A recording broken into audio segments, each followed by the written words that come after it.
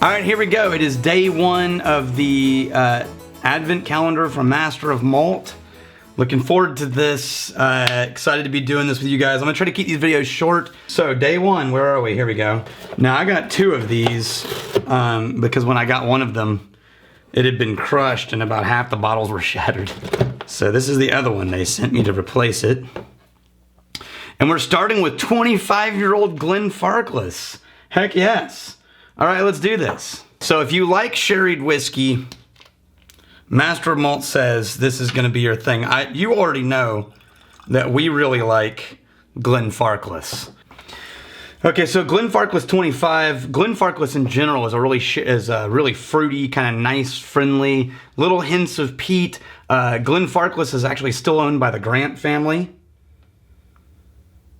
Glenfarclas translates to Valley of the Green Grass. And what's funny is as soon as you say the words green grass, you're gonna pick up that sort of fresh note of fresh cut grass in a Glenfarclas. Now it's on Speyside. Let's talk Speyside versus Highland. So why would something call itself a Highland whiskey or a Speyside whiskey, and what's the difference? So Speyside is generally based around the River Spey, which is I think the third largest in Scotland, and it's one of the largest in the UK, or longest. And it's right in the heart of all of the Speyside scotches, you know, the early Glens and all those.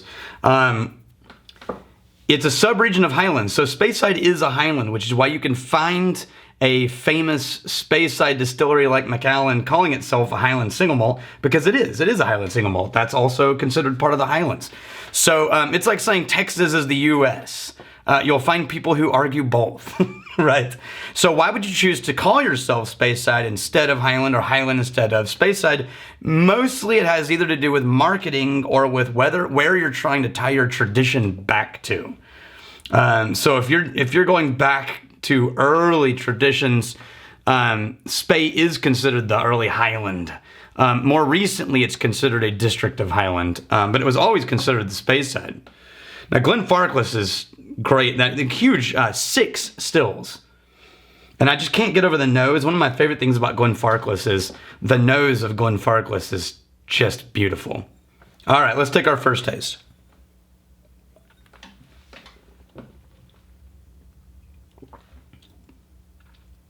Oh yeah. It's got all the zesty kind of spice notes, but it also has a lot of the tangy notes. And it's got cream kind of notes in there. It's really smooth. I think it's that sherry and the really rich, but there's some chocolate in there too. Man, that's just a really classic whiskey. The finish just goes on forever, so it just keeps going and it gets a little more wooded. You can definitely tell that the 25 has more of the barrel influence in it. You can taste it, but you taste it almost entirely on the aftertaste at the end. Oh, that's so nice. So yeah, the Grant family still owns Glenfarclas. It's one of the longest single family owned. 1896 is when they first partnered and took over. Actually, 1865 was when they bought it. And then they partnered with a larger firm and kind of started growing it in 1896. Yeah, this changes as it stays open. So this is a whiskey that don't move too quickly on. You're gonna wanna let it take its time. Let it breathe. I'm betting the water would really open this up a little bit. 43% alcohol, so yeah, that's nice. Master of Malt really started us out on a classic note this year. So you're gonna watch a lot of people doing the Advent calendar. Follow along with all of them. You'll learn something new from each of them. But I'm glad you're here with me.